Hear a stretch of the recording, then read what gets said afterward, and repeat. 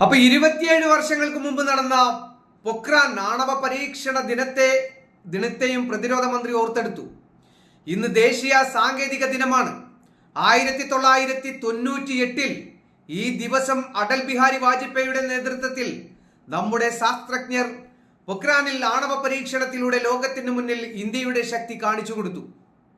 നമ്മുടെ ശാസ്ത്രജ്ഞന്മാർ, എഞ്ചിനീയർമാർ, പ്രതിരോധ ഉദ്യോഗസ്ഥർ, മറ്റു നിരവധി പങ്കാളികൾ എന്നിവരുടെ കഠിന പരിശ്രമത്തിന്റെ ഫലമായിരുന്നു ആ പരീക്ഷണം, രാജ്നാഥ് സിംഗ് പറയുന്നു.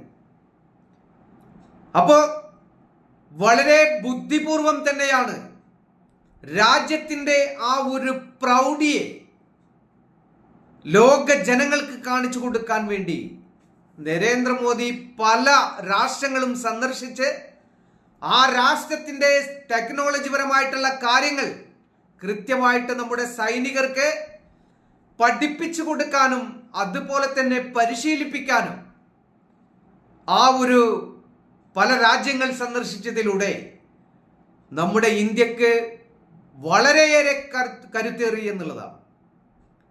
നമ്മളെപ്പോഴും പല രൂപത്തിലും സാധാരണക്കാർ പറയാറുണ്ടായിരുന്നു, നരേന്ദ്രമോദി അത് ഇന്ത്യയിൽ ഉണ്ടാകില്ല, അതിപ്പോ എവിടെയെങ്കിലും യൂറോപ്പ് രാജ്യങ്ങളിലൊക്കെ എവിടെയെങ്കിലും ആയിരിക്കും, ഇവരൊക്കെയാണോ രാജ്യത്തിനെ ഭരിക്കാൻ വേണ്ടി പോകുന്നത് എന്നൊക്കെ പറഞ്ഞ് പരിഹസിച്ചിരുന്ന ഒരു സമയമുണ്ടായിരുന്നു.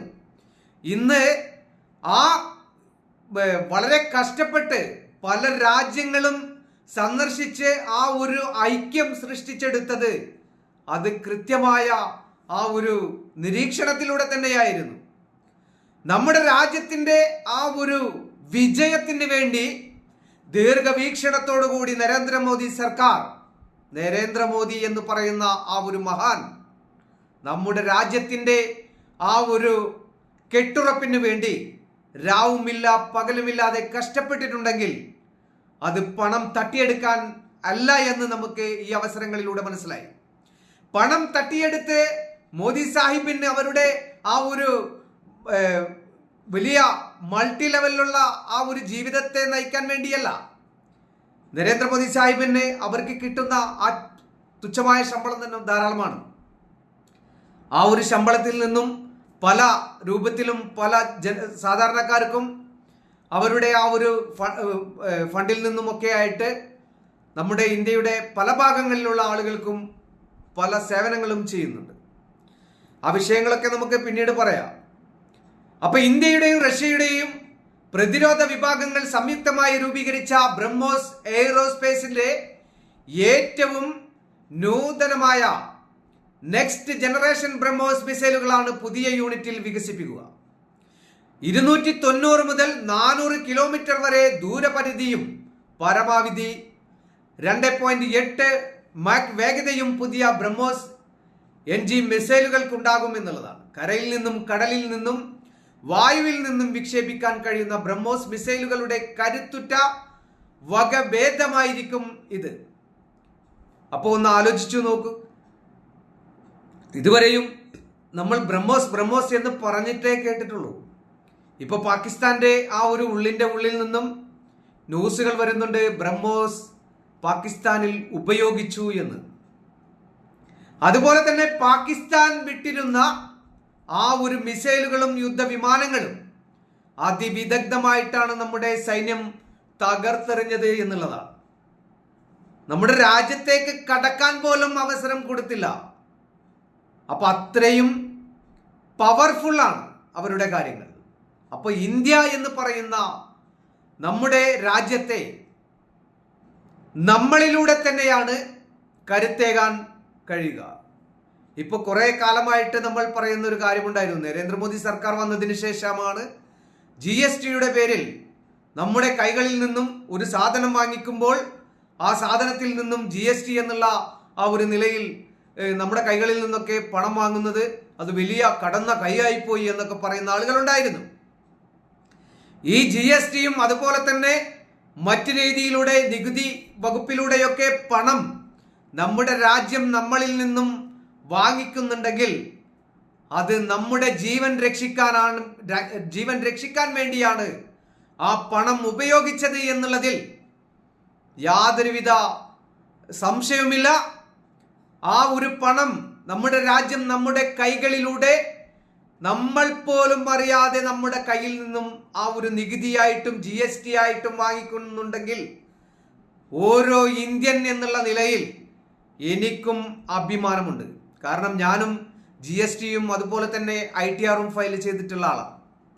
അപ്പോൾ നമ്മൾക്ക് ആ ഒരു ചിന്ത മാത്രമേ ഉള്ളൂ. നമ്മുടെ കയ്യിൽ നിന്നും നമ്മുടെ രാജ്യം ഒരു 10 രൂപയ്ക്ക് 100 രൂപ ഒരു മാസം കൂടുതൽ വാങ്ങിക്കുന്നുണ്ടെങ്കിൽ അത് നമ്മുടെ ജീവൻ കാത്തുരക്ഷിക്കാൻ വേണ്ടി, നമ്മുടെ ഭാരതത്തിന്റെ ആ ഒരു സൈനിക സെറ്റപ്പിന് ആയുധങ്ങൾ നിർമ്മിക്കാൻ വേണ്ടി, നമ്മുടെ രാജ്യത്തേക്ക് വരുന്ന ആ ഒരു ആയുധങ്ങൾ തടയാൻ വേണ്ടി നമ്മളിൽ നിന്നും നമ്മൾ അറിയാതെ ഗവൺമെന്റ് നമ്മുടെ കൈകളിൽ നിന്നും പണം വാങ്ങിക്കുന്നുണ്ടെങ്കിൽ ഞാൻ അതിൽ അഭിമാനിക്കുന്നു.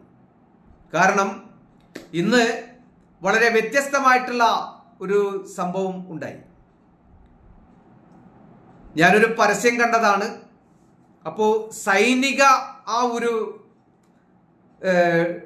ട്രെയിനിങ്ങും അതുപോലെ തന്നെ സൈന്യത്തിലേക്ക് അവരെ റിക്രൂട്ട്മെന്റ് ചെയ്യുന്ന ആ ഒരു സൈന്യത്തിലേക്ക് എടുക്കുന്ന ആ ഒരു കാര്യങ്ങളെ കുറിച്ച് ഒരു ന്യൂസ്, ഒരു ചെറിയ ഒരു കട്ടിങ് കണ്ടാണ്, FBയിൽ കണ്ടതാ.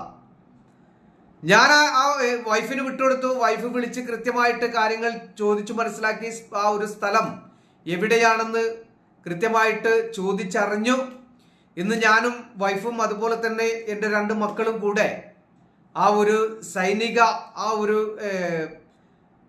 മറ്റേ മോട്ടിവേഷനും അതുപോലെ തന്നെ രാജ്യത്തെ എങ്ങനെ സേവിക്കണം, ഈ സൈന്യത്തിന്റെ ആ ഒരു കാര്യങ്ങളിലേക്ക് തിരഞ്ഞെടുക്കുമ്പോൾ അതിൽ ഏതൊക്കെ മേഖലയിലാണ് ജോലികൾ കിട്ടുക, എത്ര വരെ നമ്മൾ പഠിക്കണം, ഏതൊക്കെ വിഭാഗമാണ് നമ്മുടെ ആ ഒരു സൈന്യത്തിന്റെ ആ ഒരു നിയന്ത്രണത്തിൽ നിൽക്കുന്ന ഗവൺമെന്റ് ജോലികൾ എന്നൊക്കെ വളരെ കൃത്യമായിട്ട് പറഞ്ഞു തരുന്ന ഒരു ക്ലാസ് ആയിരുന്നു. അപ്പൊ കാലത്ത് 9 മണി മുതൽ വൈകുന്നേരം 5 മണി വരെ ആയിരുന്നു ആ ക്ലാസ്. ഞങ്ങൾ പോകുമ്പോൾ കുറച്ച് നേരം വൈകി. കാരണം മോനിന്ന് എക്സാം ഉണ്ടായിരുന്നു BCAയുടെ.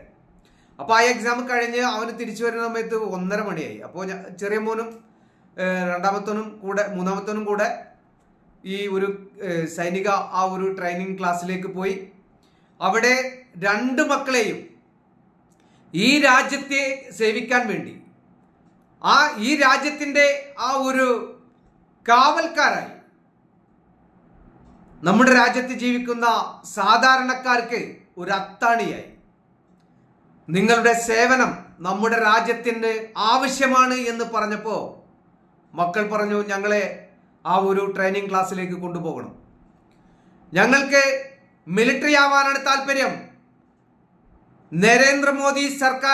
നരേന്ദ്രമോദിയിലൂടെ ഭാരതത്തിന്റെ അങ്ങും മിങ്ങുമുള്ള എല്ലാ ചെറുപ്പം കുട്ടികൾ പോലും രാജ്യത്തിന്റെ അഭിമാനമായി ഞങ്ങൾക്ക് പ്രവർത്തിക്കണം, ഈ രാജ്യം ഞങ്ങളുടെ കൈകളിലൂടെ സഞ്ചരിക്കണം എന്നുള്ള ആ ഒരു പ്രതിജ്ഞയോടുകൂടിയാണ് ഇന്ന് എൻ്റെ മക്കൾ ആ ഒരു സൈനിക ട്രെയിനിങ് ക്ലാസ് കാണാൻ വേണ്ടി പോയത്.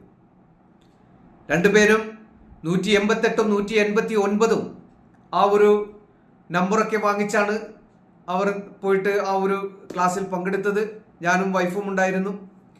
ഞങ്ങൾക്ക് ആ നിമിഷം അഭിമാനമാണ് തോന്നിയത്. പറയാം.